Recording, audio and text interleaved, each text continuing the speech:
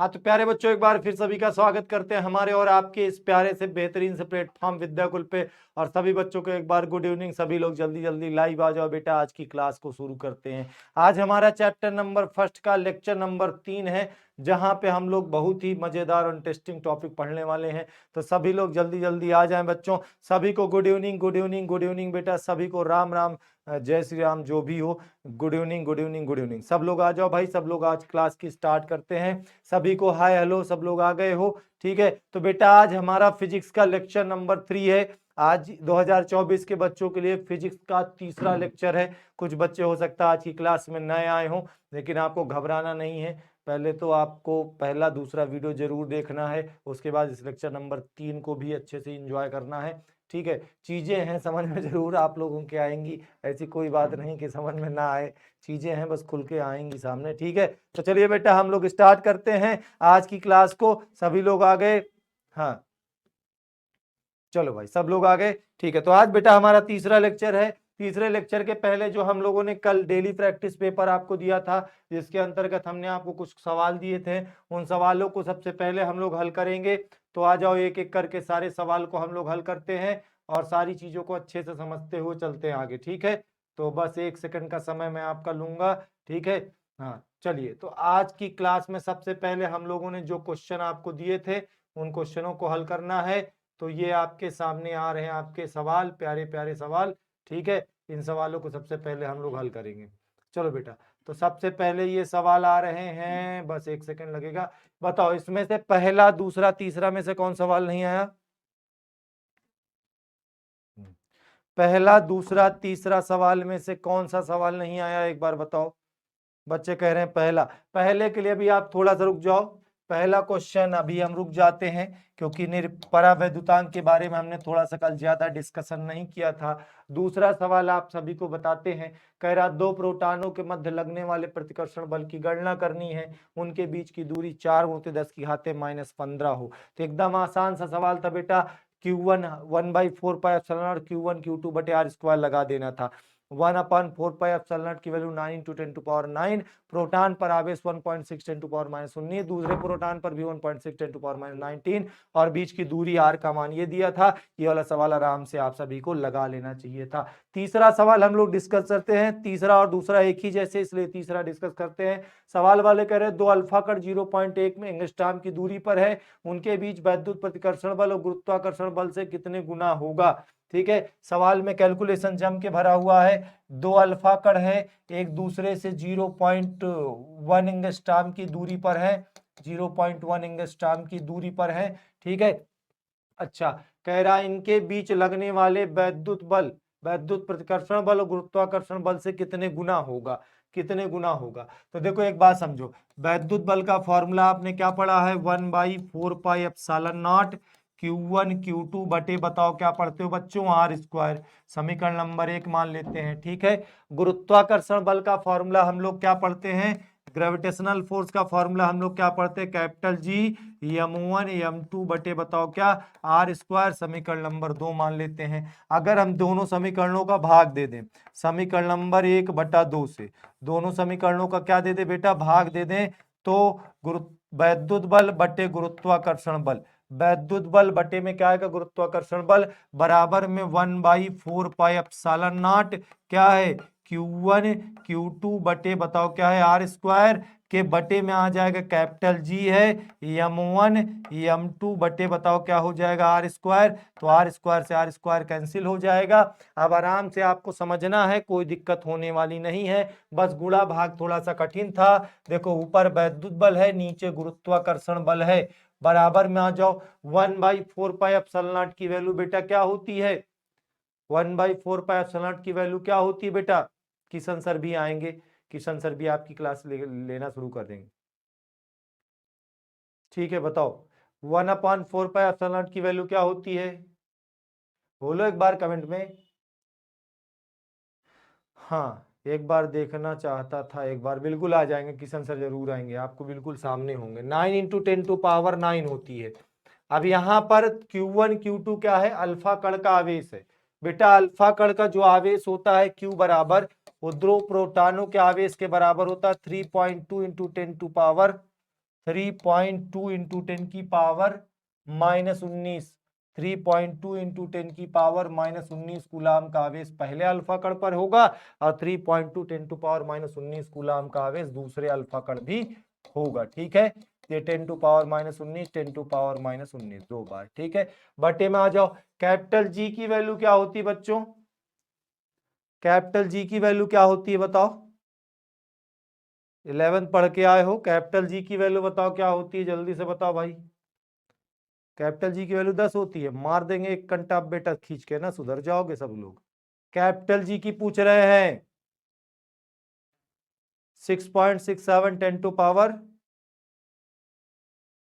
6.67 10 to power -11। Sujit का सही है, सुजीत का सही है। एक बच्चा सही बताया, बाकी सब लोग गलत बता रहे हैं। मतलब 11 पूरी लापरवाही के साथ पढ़ा गया है, ये काम है बेटा। दो चीजें होती हैं, एक स्मॉल जी होता है, एक कैपिटल जी होता है। कैपिटल जी का वैल्यू जो होता है 6.67 10 टू पावर -11 होता है।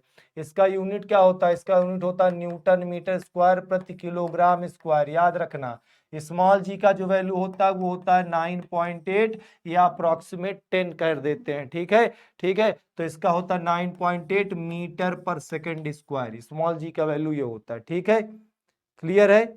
अब ये सब चीजें थोड़ा ध्यान दिया करो, तुम लोग लापरवाही कर रहे हो, वैसे काम नहीं चलने वाला बेटा। ठीक है, चलिए तो हम लोग आगे चलते हैं। यहाँ पे कैपिटल जी आया था, तो कैपिटल जी का वैल्यू क्या रख देंगे बेटा? 6.67 6.67 10 टू पावर -11।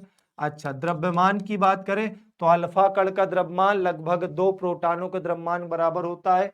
एक प्रोटॉन पे 1.67 होता है, तो कितना हो जाएगा? लगभग 3.2 मान लें, अप्रोक्सीमेट में 3.2 10 टू पावर क्या होता है?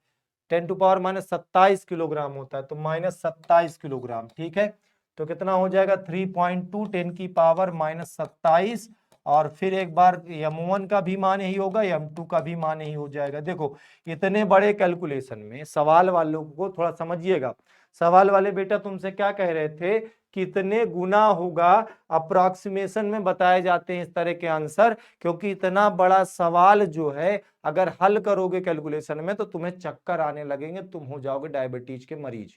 ठीक है, तो इसमें हम लोग क्या करते हैं? केवल 10 की पावर का कैलकुलेशन अप्रोक्सीमेशन में कर लेते हैं, लगभग में। ठीक है, 10 की पावर ऊपर देख लो, 19 दूना 38, 38 में से 9 गए, माइनस का 28 बचेगा। नीचे पावर आ जाओ, 27 दूना 54, और 54 और 11 कितना हो जाएगा बेटा? 54 11 हो जाएगा, 54 11 65 ना। अब ये 65 ऊपर चला जाएगा तो एफ ई बटे में एफ जी लगभग बराबर हो जाएगा।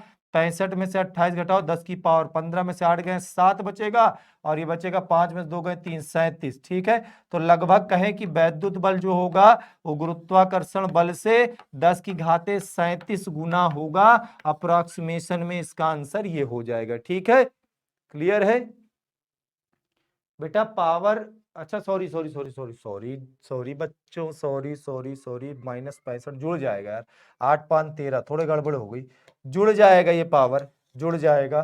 तो कितना हो जाएगा? 8 5 13 हो जाएगा, 6 8 1 9, 10 टू पावर 93। अब सही है ना? हाँ सही है, ठीक ठीक बेटा, ठीक है, ठीक है, क्लियर है? अब सही है ना भाई? हाँ ठीक है, चलो -93, हाँ -93 क्लियर है। देखो, तो ये हमारे दो सवाल थे। पहला सवाल अभी हम लोग डिस्कस करेंगे, इसके बाद बेटा हमारा दूसरे दो सवाल हमारे ये वाले थे। इन दोनों सवालों को आप देख लो।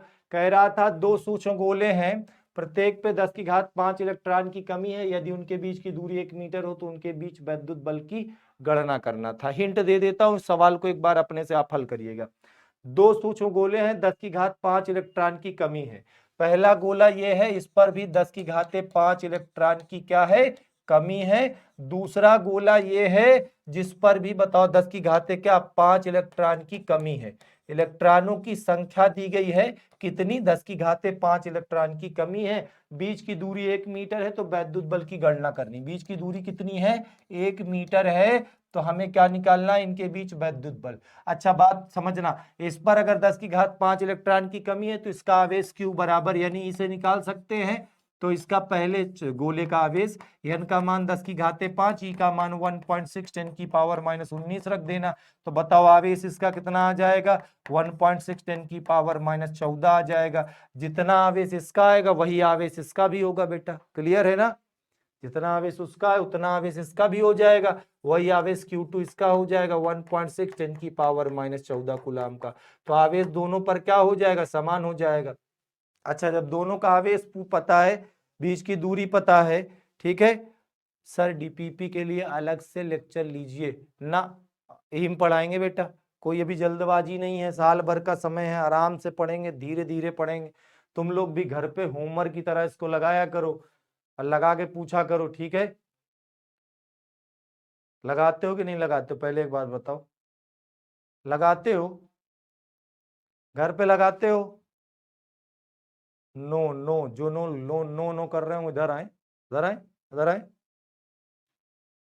नहीं लगाते ना बेटा, बहुत कूटे जाओगे, समझ लेना, लापरवाही नहीं चलेगी।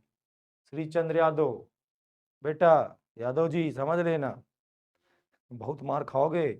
हाँ, जितना प्यार से पढ़ाते हैं उतना प्यार से उतना जम के कूटेंगे भी तुमको, ठीक है। अब देखो, जब आवेश पता है तो बल निकालना है, 1/4πε0 Q1 Q2 बटे r², फॉर्मूला लगा देना, हो जाएगा ना भैया, हो जाएगा। चलो ठीक है, अगला वाला सवाल क्या था, पूरा सवाल ही नहीं है इसमें, सॉरी बेटा, इसको मैं पूरा सवाल करवा के दूंगा, ये पूरा सवाल नहीं है। वैसे लगाना चाहो कि मीटर पर है तो बल बताओ, तो अगर इस तरह का सवाल है तो यहां तक में आप लगा सकते हो कि ये दो आवेश हैं, 80/3 10⁻⁻9, 160/3 10⁻⁻9, इतने मीटर की दूरी पर है, बल बताना है, Q1 Q2 बटे r² से लगा लेना, ठीक है। चलो अब हम लोग आगे चलते हैं, आज के लेक्चर पे आते हैं बेटा। आज का जो हमारा लेक्चर होने वाला है, आज का लेक्चर हमारा जो होने वाला है वो है विद्युत क्षेत्र और विद्युत क्षेत्र संबंधित न्यूमेरिकल पर अभी हम लोग कूलम्स लॉ को थोड़ा सा और डिटेल में पढ़ेंगे, ठीक है। तो आज हम लोग क्या क्या पढ़ने वाले हैं, पहले हम कूलाम के नियम पर आधारित किसी प्रकार के न्यूमेरिकल पढ़ेंगे, फिर हम लोग समझेंगे विद्युत क्षेत्र क्या होता है, और फिर उसके बाद हम लोग समझेंगे बेटा विद्युत क्षेत्र की तीव्रता क्या होती है। तो आज हम लोग ये तीन चीजों को सीखेंगे, पहले कूलाम के नियम पर आधारित न्यूमेरिकल, फिर विद्युत क्षेत्र क्या होता है, फिर हम लोग समझेंगे विद्युत क्षेत्र की तीव्रता क्या होती है, ठीक है। तो सबसे पहले जहां तक कल हम लोगों ने पढ़ा था उसके आगे शुरू करते हैं। कल हम लोगों ने लास्ट टाइम पे कूलाम के फॉर्मूले का कूलाम का फार्मूला पढ़ा था, F बराबर 1/4πε0 Q1 Q2 बटे r²। उसके साथ साथ बच्चों कल हम लोगों ने पढ़ा था ε0 की विमा क्या होती है, ε0 का मात्रक क्या होता है, ε0 का मान क्या होता है। आज उसके बाद हम लोग सबसे पहले पढ़ेंगे ε0 कितने प्रकार का होता है, ठीक है। ε0 के प्रकार, ε0 के प्रकार पहले हम लोग पढ़ेंगे, आराम से समझिएगा। तो बेटा ε0 आपको 3 प्रकार का मिलेगा मार्केट में, ठीक है, मार्केट में कह रहा हूं, मार्केट में नहीं मिलेगा। पहला जो मिलेगा ε0 जिसे हम कुल विद्युतशीलता कहते हैं, क्या कहते हैं, कुल या निरपेक्ष विद्युतशीलता, कुल या क्या कहते हैं बेटा, निरपेक्ष विद्युतशीलता। जो केवल ε0 लिखा हो तो उसे कुल या निरपेक्ष विद्युतशीलता कहते हैं। केवल एप्सिलॉन लिखा हो, मैंने ε0 लिख दिया है, सॉरी, केवल एप्सिलॉन लिखा हो। अगर कहीं पे ε0 लिखा हो तो इसे कहते हैं निर्वात के सापेक्ष विद्युतशीलता, निर्वात की विद्युतशीलता, इसे हम क्या कहते हैं, निर्वात की विद्युतशीलता, ठीक है, इसे हम क्या कहते हैं, निर्वात की विद्युतशीलता। और एक एप्सिलॉन r मिलेगा, एक आपको मिलेगा एप्सिलॉन r, जिसे हम कहते हैं सापेक्ष विद्युतशीलता, सापेक्ष विद्युतशीलता। तो परावैद्युतांक, सॉरी परावैद्युतांक पे अभी बाद में आएंगे, अभी हम लोग आते हैं एप्सिलॉन कितने प्रकार के, एप्सिलॉन 3 प्रकार के। एक एप्सिलॉन केवल लिखा हो तो उसका मतलब होता है कुल या निरपेक्ष विद्युतशीलता, ε0 का मतलब होता है निर्वात की विद्युतशीलता, और एप्सिलॉन r का मतलब होता है सापेक्ष विद्युतशीलता। क्या मतलब होता है बेटा, सापेक्ष विद्युतशीलता, क्लियर है। अच्छा, इन तीनों में संबंध होता है एप्सिलॉन बराबर ε0 r, सॉरी, एप्सिलॉन बराबर ε0 into epsilon r into epsilon r, ये संबंध होता है, एप्सिलॉन बराबर epsilon not into epsilon R, ठीक है। एप्सिलॉन बराबर epsilon not into epsilon R, ठीक है सर, आप बहुत अच्छा पढ़ाते हो, थैंक यू बेटा प्रियंका। सर प्लीज इंग्लिश में भी बता दें। बेटा हम लोग तो हिंदी मीडियम पढ़ा रहे हैं, इंग्लिश मीडियम के बच्चों के लिए अलग बैच अभी भी आया नहीं, आएगा तो बता देंगे, ठीक है। अच्छा, अब हम लोग चलते हैं, जैसे हम लोगों ने कल बाकी और अच्छा कल परावैद्युतांक पे आ जाते हैं। परावैद्युतांक क्या होता है बेटा? तो परावैद्युतांक किसी माध्यम का वह गुण है जिसके कारण वह दो आवेशों के बीच लगने वाले वैद्युत बल के मान को कम कर देता है। क्या है? परावैद्युतांक वह गुण है जिसके कारण वह दो आवेशों के बीच लगने वाले वैद्युत बल को क्या कर देता है? कम कर देता है। उसे हम क्या कहते हैं? परावैद्युतांक कहते हैं, ठीक है। अच्छा, अथवा किसी माध्यम की सापेक्ष विद्युतशीलता और उस माध्यम की सापेक्ष विद्युतशीलता को ही उस माध्यम का परावैद्युतांक कहते हैं। या यहां से समझ सकते हो कि कुल या निरपेक्ष विद्युतशीलता अर्थात एप्सिलॉन नॉट, एप्सिलॉन, ठीक है, तथा निर्वात की विद्युतशीलता अर्थात एप्सिलॉन नॉट के अनुपात को हम लोग क्या कहते हैं? परावैद्युतांक। तो एक फॉर्मूला में बन गया के बराबर एप्सिलॉन अपॉन एप्सिलॉन नॉट। के बराबर फॉर्मूला क्या बन गया बेटा? एप्सिलॉन अपॉन एप्सिलॉन नॉट, ठीक है। हाँ सर, हैंड रिटन नोट्स बना ले, बताइए महाराज। बिल्कुल सचिन बेटा बना लो, हैंड रिटन नोट्स अपने से बनाई हुई नोट सबसे बढ़िया होती है, ठीक है बेटा। किशन सर आएंगे जरूर, आप परेशान ना हो, ठीक है।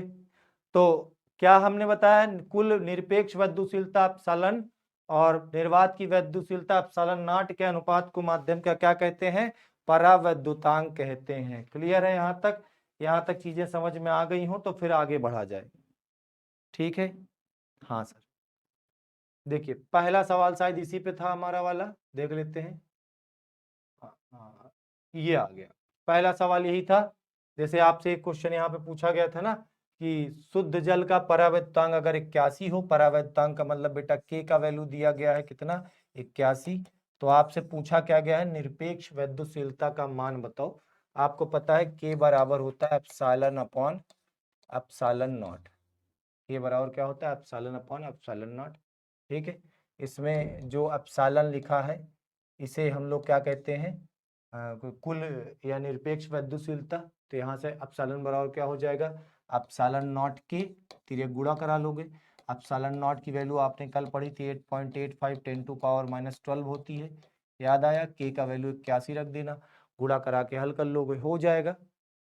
पहला क्वेश्चन इसी पे था, हो जाएगा, समझ में आया बेटा? बायो की क्लास आपकी मंडे से चलेगी। फिर से एक बार समझा देते हैं सवाल को। परावैद्युतांक के का वैल्यू 81 दिया है, निरपेक्ष विद्युतशीलता पूछा है।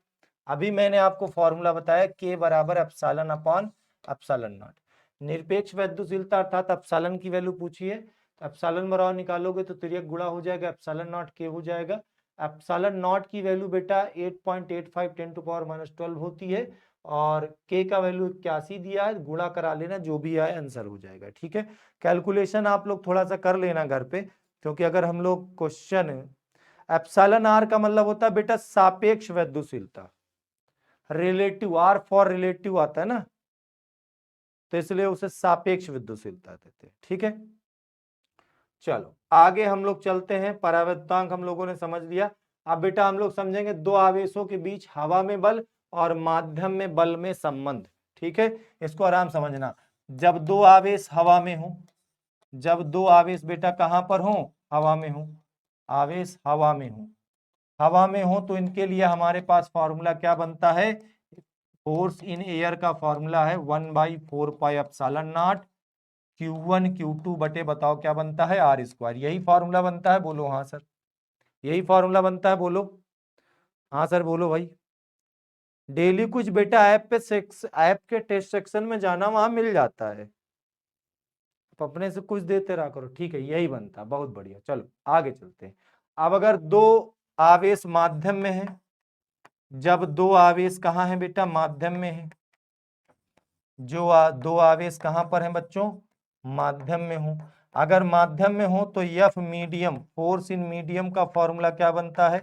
1/4πε0 के हो जाता है Q1 Q2 और बटे में क्या होता है? R square. इसको मानो समीकरण नंबर 2। अब अगर हम इन दोनों संबंधों का भाग दे दें भैया दोनों संबंधों का क्या दे दे, भाग दे दे समीकरण नंबर 1/2 से। तो 1/2 अगर करोगे तो force in air divide by force in medium बराबर में क्या हो जाएगा बताओ, बराबर में 1/4πε0 है Q1 Q2 बटे बताओ क्या है आर स्क्वायर, और बराबर में बटे में क्या हो जाएगा, ये वाला आ जाएगा कितना 1/4πε0 के Q1 Q2 बटे बताओ क्या है आर स्क्वायर। तो यहाँ से Q1 Q2 बटे आर स्क्वायर, Q1 Q2 बटे आर स्क्वायर 1/4πε0 और 1/4πε0 कट जाएगा। के कहाँ चला जाएगा बताओ, ऊपर चला जाएगा, ठीक है, के चला जाएगा, वो कहाँ चला जाएगा ऊपर। तो force in air divide by force in medium बराबर आ गया के, या तो तिर्यक गुणा करा लो, तो फोर्स इन एयर बराबर के times of force in medium.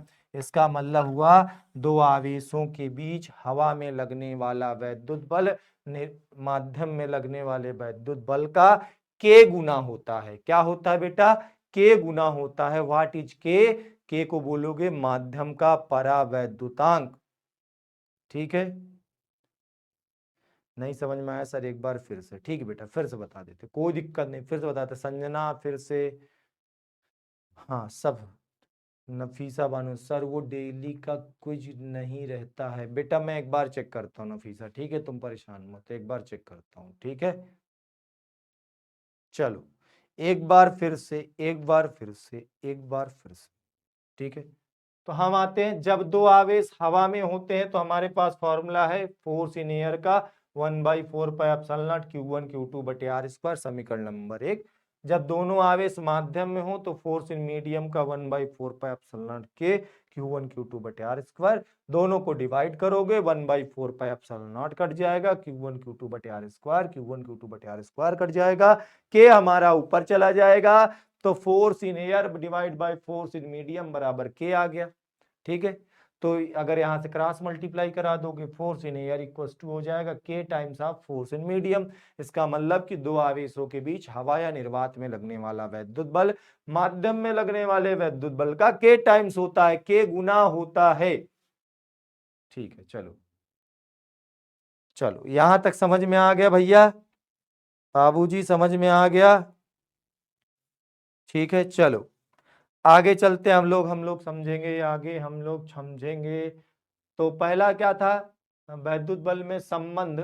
अब हम लोग वैद्युत बल की दिशा समझेंगे, दो आवेशों के बीच लगने वाले वैद्युत बल की दिशा के बारे में समझते हैं। तो बेटा दो आवेशों के बीच दो प्रकार का बल लगता है। जब आवेश समान प्रकृति के होते हैं तो उनके बीच फोर्स ऑफ रिपल्सन लगता है, ठीक है, अर्थात दोनों बल एक दूसरे, दोनों आवेश एक दूसरे को प्रतिकर्षित करते हैं। जब दो आवेश विपरीत प्रवृत्ति के होते हैं तो एक दूसरे को आकर्षित करते हैं, ठीक है। एक बच्चा पूछ रहा है इंपॉर्टेंट टॉपिक बता दीजिए, वाह बेटा बड़े तेजस्वी हो तुम लोग। बेटा सिलेबस अक्टूबर तक खत्म हो जाएगा, अभी तो शुरुआत हुई है, तुम लोग अक्टूबर और नवंबर शुरू कर दिए। हम लोगों का इतिहास रहा है, पिछले कई वर्षों से पढ़ा रहे हैं, साल भर में हम बच्चों को 3 बार पढ़ाते हैं। पहला तो उसे फुल ईयर बैच पढ़ाते हैं, और जो बच्चा अभी से विजय बैच पे ज्वाइन है उसको साल भर में दोबारा किसी बैच में इनरोल होने के लिए कोई अलग से फीस भी नहीं देनी है, उसके लिए साल भर के सारे बैच फ्री हो चुके हैं। क्योंकि एक बार हमारे ऐप पे कोई बच्चा आता है तो हमारे घर का बच्चा हो जाता है, उसके लिए साल भर में कोई दोबारा पेमेंट भी नहीं करनी है। आप सुन लो, अभी हम आप लोगों को लिए फुल ईयर बैच लेके आए हैं। जैसे ही आपका नवंबर या दिसंबर, नवंबर लास्ट या दिसंबर फर्स्ट वीक हम लोग स्टार्ट करते हैं क्रैश कोर्स। 2 महीने का ताबड़तोड़ रिवीजन कराते हैं बच्चों के पूरे कोर्स का, और उसके बाद हम लोग जब एग्जाम के 15 दिन बचते हैं तो एग्जाम के 15 दिन पहले हम उनको सैंपल पेपर सॉल्यूशन कराते हैं, और ठीक है, तो वो कराएंगे, ठीक है। अच्छा, और दूसरी चीज, एक चीज ध्यान दीजिएगा, साल भर मन लगा के पढ़ना, नहीं तो कल्याण नहीं होगा। साल भर मन लगा के पढ़ना। तुम्हारा नाम ले लेते हैं बेटा, तेजस्वी गुप्ते, क्या नाम, तेजस्वी गुप्ता। डरना नहीं, फिजिक्स से पढ़ना है तो फिजिक्स आएगी। जब दोनों आवेश समान प्रकृति के हों तो बच्चों यहां पर देखो, जैसे दो आवेश हैं प्लस क्यू, अच्छा बेटा, एक छोटी जानकारी और दिमाग में आ गई अचानक, अभी आज सुबह पेपर की न्यूज पढ़ा। इस साल आपके 100% सिलेबस को बोर्ड ऑफिस ने मंजूरी दे दी है। कोविड-19 चल रहा था, तो जिसके कारण आपके 30% सिलेबस को रिड्यूस करके पढ़ाया जा रहा था। इस वर्ष आपका 100% कोर्स आपके एग्जाम में आएगा, तो कुछ भी छोड़े नहीं। किताब में जितना भी दिया गया है वो सब कुछ आपको पढ़ना है, कुछ भी छोड़ना नहीं है। ठीक है, 100/100 पढ़ना है, मतलब किताब का एक भी पॉइंट, एक भी हेडिंग छूटनी नहीं है। तो इसलिए भ्रम में किसी प्रकार के ना रहें, 100% आपको सिलेबस कवर करना है। तो हम क्या कह रहे थे, जैसे दो आवेश प्लस क्यू हैं, एक दूसरे से आर दूरी पर रखे हैं। प्लस क्यू दो चार्ज एक दूसरे से आर दूरी पर रखे हैं, तो दोनों एक दूसरे को क्या करेंगे, रिपेल करेंगे, एक दूसरे को दूर भगाएंगे। कितने बल से, 1/4πε0 Q1 Q2 बटे आर स्क्वायर। दोनों आवेशों पर बल लगता है, और कितना बल लगता है बेटा, तो इतना बल लगता है।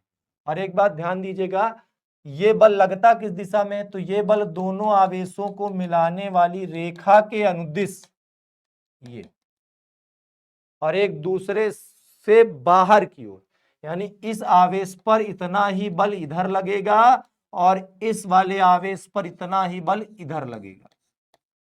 दोनों पर बराबर परंतु एक दूसरे से दूर भगाने वाला बल लगेगा। ठीक है, एक चीज ध्यान दीजिएगा, मैं बोल रहा हूं दोनों पर बराबर बल लगेगा। ठीक है, कभी कभी एक क्वेश्चन पूछ लेता है कि 40 कूलाम का एक आवेश है, दूसरा 10 कूलाम का आवेश है, बीच की दूरी 5 मीटर है, दोनों पर लगने वाले बलों का अनुपात ज्ञात करो। अब बच्चा परेशान हो जाता है कि 40 का है वो 10 का है, 40 वाले पे कम लगेगा, 10 वाले पे ज्यादा लगेगा, ये है वो है। कुछ नहीं, पहला आवेश कितना भी छोटा हो, दूसरा आवेश कितना भी बड़ा हो, दोनों आपस में बराबर हो, कोई भी कंडीशन हो, पर दोनों के बीच में जो वैद्युत बल लगता है वो दोनों आवेशों पर बराबर लगता है। दोनों आवेशों के बीच जो वैद्युत बल लगता है दोनों आवेशों पर बराबर लगता है। अर्थात अगर हम कहें कि दोनों आवेशों पर लगने वाले वैद्युत बल का अनुपात बताओ, सवाल पूछ लें F1 अनुपाते, अगर हम आपसे क्वेश्चन पूछ लें कि F1 अनुपाते F2 बताओ कितना होगा, तो जब ये दोनों बल बराबर हैं तो दोनों आवेशों पर लगने वाले बलों का अनुपात क्या होगा, 1:1 हो जाएगा। समझ में बात आई बेटा? आप कभी क्वेश्चन में कंफ्यूज मत होना, चाहे ऑब्जेक्टिव में कई बार पूछा गया। ठीक है, हाँ, जैसे 10 और 40 के दे देगा, 10-40 कूलाम के, और एक पहला ऑप्शन 1:1 दे देगा, दूसरा 1:4 दे देगा, दूसरा तीसरा 4:1 देगा। तो बच्चे का दिमाग 4:1 या 1:4 पे ही चलता है, वो 1:1 पे नहीं चलता है। वो ध्यान दीजिएगा कि दोनों पर बराबर बल लगता है। ठीक है, दूसरी कंडीशन क्या है, जब दोनों आवेश विपरीत प्रवृत्त के हों तो बल बताओ कैसे लगेगा। अच्छा, मान लीजिए दो आवेश हैं, एक हमारे पास प्लस क्यू है, दूसरा आवेश बेटा हमारे पास माइनस क्यू है। दोनों के बीच का जो डिस्टेंस है वो डिस्टेंस दोनों के बीच का आर है। बताओ कितना डिस्टेंस है दोनों के बीच का, दोनों के बीच का डिस्टेंस आर है। ठीक है, अब यहां पर भी बल लगेगा। ठीक है, ये वाला आवेश को ये वाला आवेश खींचेगा, ये वाले आवेश को ये वाला आवेश खींचेगा। अच्छा, दोनों पर कितना बल लगेगा, दोनों पर जो बल का मान लगेगा वो 1/4πε0 Q1 Q2 बटे आर स्क्वायर के बराबर लगेगा। और फिर वही बात है कि पहले आवेश के कारण दूसरे पर बल इधर लगेगा, दूसरे आवेश के कारण पहले पर बल इधर लगेगा। ठीक है, और दोनों बल का मान आपस में बराबर होगा, दोनों पर बराबर बल लगता है, इसलिए इसका भी अनुपात कितना होगा बेटा, 1:1 होगा। समझ में बात आई कि नहीं आई? इसका भी अनुपात बताओ कितना होगा, 1:1 होगा। आप बहुत तेज पढ़ा रहे हैं, रूपा का शोधन सर समझ नहीं आ रहा है। बेटा पहला लेक्चर पढ़ा आपने, दूसरा पढ़ा, तीसरा पढ़ा, पहला दूसरा तीसरा चौथा लेक्चर आपने पढ़ा, बताओ। चलो, अब आ जाओ कूलाम के नियम पर कुछ सवाल लगा लेते हैं।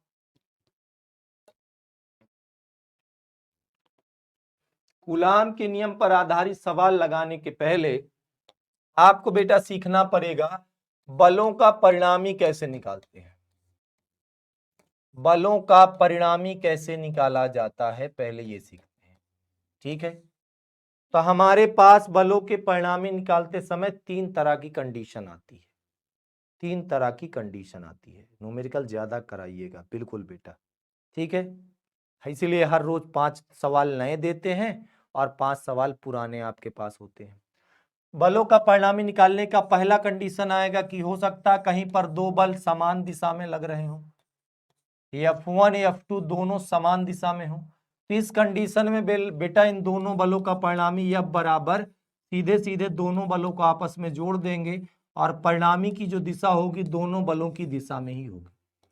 तो समान दिशा में बलों का परिणामी बलों को जोड़ करके निकाल लिया जाता है। ठीक है, अच्छा दूसरा समझो, अगर मान लो किसी आवेश पर दो बराबर बल लग, दो विपरीत बल लग रहे हैं, एक बल इधर लग रहा है F1 और दूसरा बल F2 इधर लग रहा है, तो जब दो विपरीत बल होंगे तो विपरीत बलों का परिणामी सदैव घटाकर निकाला जाता है। और एक बात ध्यान दीजिएगा, हमेशा बड़े बल से छोटे बल को घटाना है।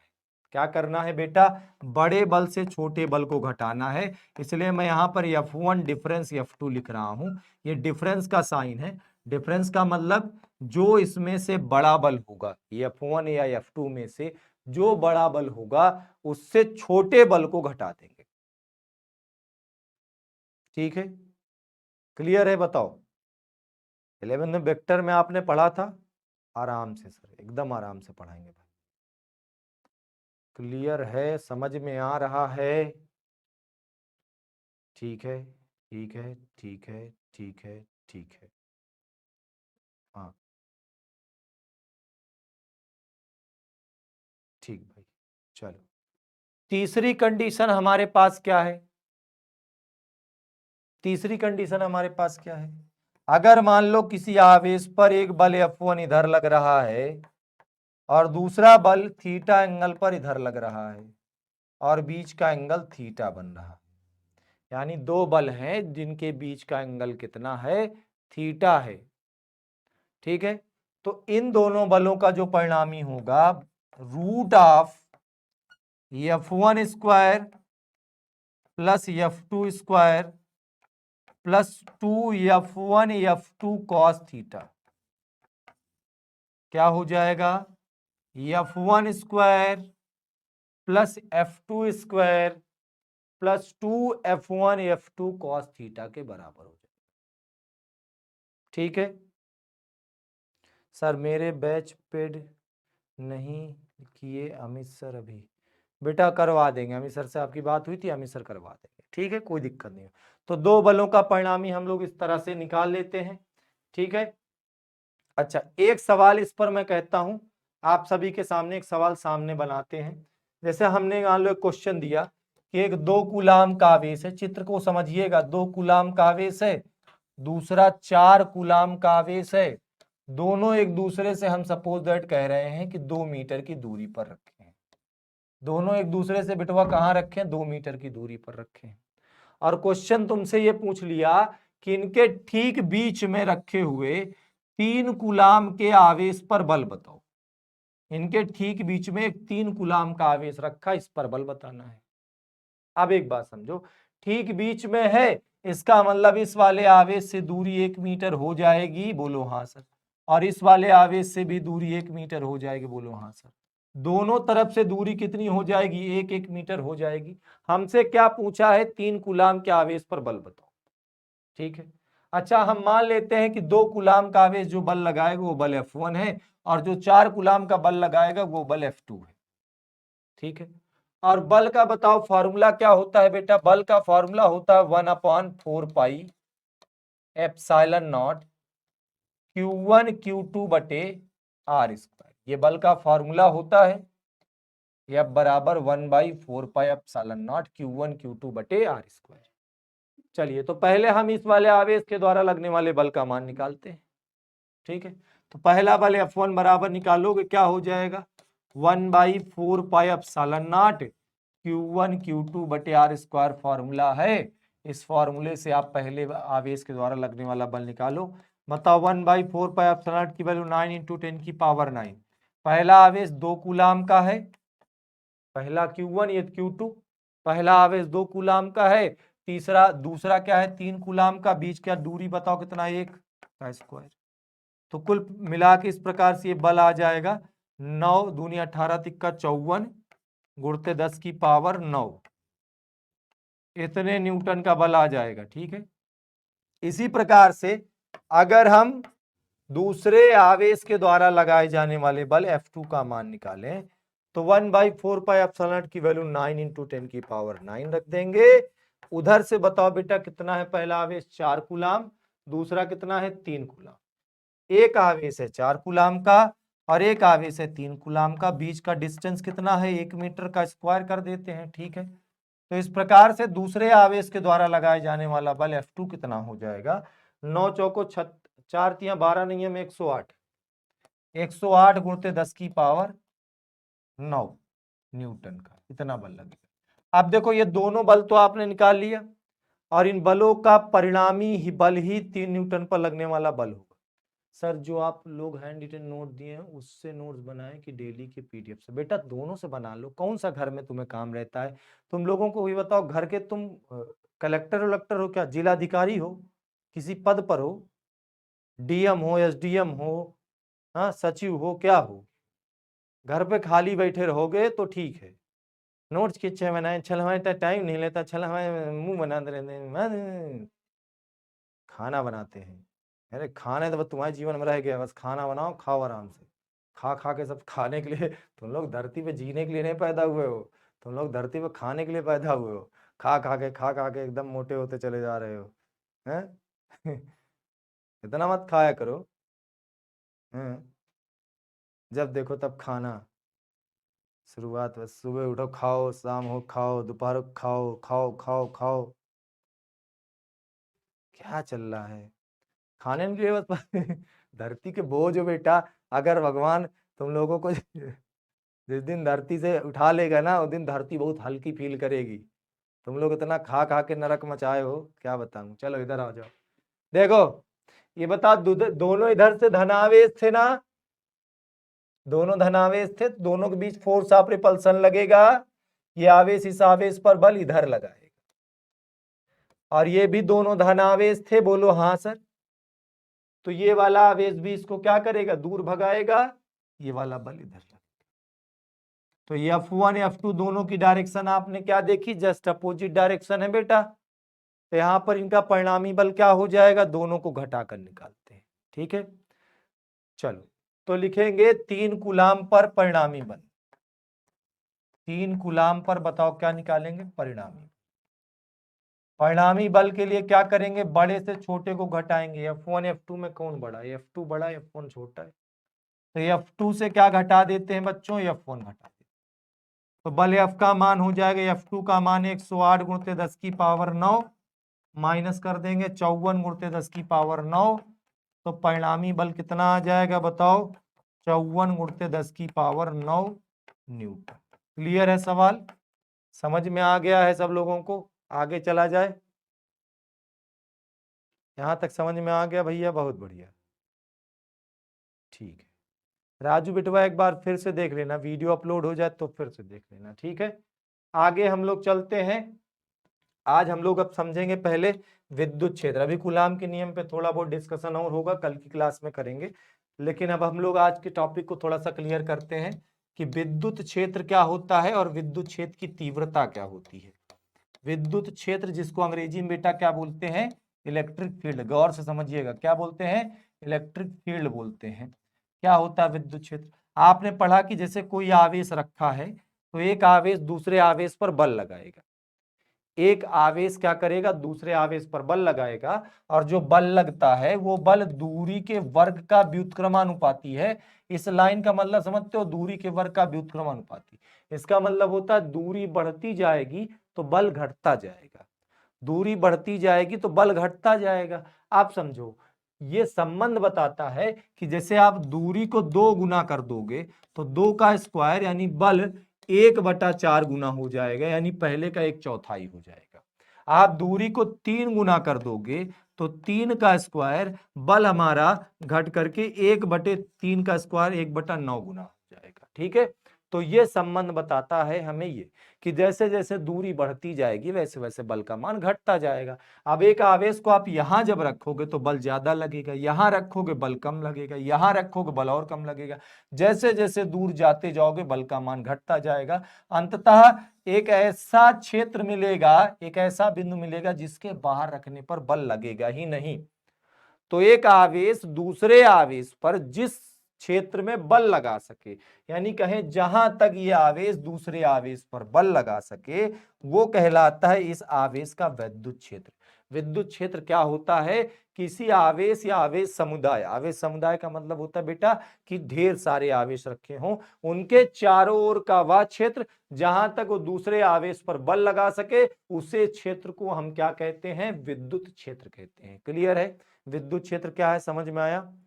किसी आवेश के चारों ओर का वह क्षेत्र जहां तक वह दूसरे आवेश पर बल लगा सके, उसे हम आवेश का क्या कहते हैं? विद्युत क्षेत्र कहते हैं। क्षेत्र सबका होता है। जैसे मान लो बेटा हम यहाँ पर कोचिंग चला रहे हैं, अगर हमारे आसपास, कोचिंग के आसपास, ठीक है, चाय की दुकान हो, वहां पर हमारे कोचिंग का कोई कर्मचारी जाए और बोले सर चाय दे दीजिए, तो वो दे देगा, मुकेश सर मंगाए हैं चाय दे दीजिए। मुकेश सर का भौकाल है, अपने मोहल्ले में सबका होता है, तुम लोगों का भी होगा, उसी तरह हमारा भी इस मोहल्ले में है। ठीक है, तो मोहल्ले में जा गए भाई, हमारे नाम से चाय मांग लिए, तो चाय मिल जाएगी, उधार मिल जाएगी, पैसा नहीं तो भी मिल जाएगी। अब हमारे नाम से कोई जा करके, ठीक है, हमारा प्रयागराज शहर है, और हमारे नाम से जा करके कोई बच्चा जाके कानपुर में चाय मांग रहा है, कह रहा चाय दे दीजिए, 5 कप चाय दे दीजिए, मुकेश सर चाय मंगाए हैं। वो चाय वाला दुकानदार 3 घंटा झाए झाए झाए लगाएगा, कहेगा कौन मुकेश सर, कौन तुम, कहाँ से आए हो, कौन है तुम्हारा मुकेश सर? मुकेश सर कहीं के नेता है क्या, प्रधानमंत्री है क्या? तो हमारा क्षेत्र है भाई, हमारा भी एक इलाका है जो हमारे क्षेत्र में जहां तक हमारे नाम से चाय मिल जाए वही हमारा क्षेत्र है, उसे कहेंगे मुकेश क्षेत्र। सही बात है कि नहीं? जहां तक हमारे नाम से चाय मिल जाए उससे क्या कहेंगे? मुकेश क्षेत्र कहेंगे। जहां आवेश के द्वारा, जहां तक, हाँ, जहां तक आवेश के कारण दूसरे आवेश पर बल लग जाए तो आवेश का उसे क्या कहेंगे? विद्युत क्षेत्र। क्लियर है बेटो? समझ में आ रहा है ना बात? बहुत बढ़िया। हाँ सर, आपको बहुत मिस कर रहे हैं, तो बताओ। हाँ, कहाँ था जाने, क्या क्या लिखते रहते हो तुम लोग कभी कभी अंग्रेजी ऐसे लिख देते हो जैसे लगता है अमेरिका से आए हो। ऐसे ऐसे अंग्रेजी लिख देते हो। चलो लिख लो, पहले इसकी परिभाषा लिखते हैं सब लोग साथ में। लिखोगे किसी आवेश या आवेश समुदाय, स्कूल वाली फील दिलाएं, किसी आवेश या आवेश समुदाय, समुदाय का मतलब होता है आवेश का खानदान, ठीक है, आवेश समुदाय के चारों ओर का वह क्षेत्र, ये चारों ओर का वह क्षेत्र, चारों ओर का वह क्षेत्र जहां तक वह दूसरे आवेश पर, जहां तक वह दूसरे आवेश पर बल आरोपित कर सके, बल आरोपित करे, दूसरे आवेश पर बल आरोपित करे, उसे आवेश का क्या कहते हैं बेटा? विद्युत क्षेत्र कहते हैं, विद्युत क्षेत्र कहते हैं। ठीक है, ये समझ में आया कि नहीं आया भैया? बोल लो बाबू। ठीक है, डिनोट किससे करेंगे अभी बताएंगे, ठीक है जी सर।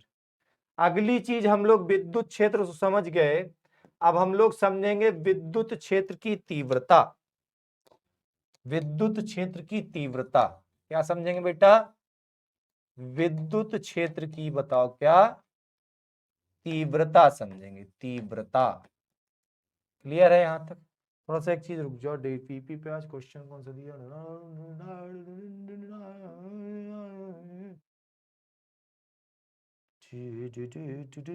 विद्युत क्षेत्र की तीव्रता क्या है? आवेश के चारों ओर हमने बताया ऐसा क्षेत्र जहां तक वो दूसरे आवेश पर बल लगाए वो क्या कहलाता है? विद्युत क्षेत्र कहलाता है। बेटा एक चीज समझिएगा, अगर यहां पर कोई आवेश को आप रखोगे तो ये आवेश बल लगाएगा, यहां पर रखोगे बल लगाएगा, यहां पर रखोगे बल लगाएगा। फर्क क्या है? जब पास में होगा तो ज्यादा बल लगाएगा, दूर जाओगे बल कम हो जाएगा, और दूर जाओगे तो बल और कम हो जाएगा। बोलो, बात समझ रहे हो? समझ रहे हो विनोद? पास में होगा बल ज्यादा लगाएगा, दूर जाएगा बल कम हो जाएगा, और दूर जाएगा और कम बल हो जाएगा। समझ रहे हो विनोद? बोलो, समझ रहे हो ना? बोलो, समझ रहे हो? हाँ समझ रहे, ठीक। तो हम क्या कह रहे थे, बल कम ज्यादा होता रहता है। इसको एक भाषा में और समझें, हम कहें यहां पर विद्युत क्षेत्र ज्यादा है, बल ज्यादा लग रहा है भैया, विद्युत क्षेत्र ज्यादा है। यहां विद्युत क्षेत्र कम है, कम बल लग रहा है, कम है। उसके बाद वाला जो अंतिम वाला पॉइंट है ये वाला, यहां विद्युत क्षेत्र और कम है, और कम है। क्यों और कम है भाई? वहां बल और कम लग रहा है। इसका मतलब हुआ बेटवा, विद्युत क्षेत्र एक क्षेत्र है, लेकिन विद्युत क्षेत्र का मान अलग अलग बिंदुओं पर अलग अलग होता है। भाई जैसे हमने अपना क्षेत्र बताया, मुकेश क्षेत्र बताया ना तुम लोग को, हमारे कोचिंग के जस्ट नीचे वाली दुकान से तुम 100 रुपए की चाय लेके चले आओ, हमारे कोचिंग से जो 500 मीटर की दूरी पर है वो 50 रुपया को उधार देगा। हमारे कोचिंग से जो 100 मीटर की दूरी पर दुकान है वो तुमको 10 रुपया को उधार देगा मुकेश सर के नाम पर। मुकेश सर कब से पढ़ाएंगे बेटा? अभी उनकी आत्मा पढ़ा रही है। मुकेश सर खुद नहीं रहे ना, अब उनकी आत्मा पढ़ा रही है। ठीक है, बेटा बच्चा कह रहा मुकेश सर कब से पढ़ाएंगे? बेटा बच्चा कह रहा है सर कि मुकेश सर कब से पढ़ाएंगे? मैंने कहा मुकेश सर नहीं रहे बेटा, खत्म हो गए। हाँ, भगवान से मनाओ कि उनकी आत्मा को शांति मिले। ठीक है, खत्म हो गए मुकेश सर। अच्छे थे, अच्छा करते थे, फिजिक्स अच्छी पढ़ा लेते थे, है ना? जब से नहीं रहे तब से बच्चे बड़ा याद करते।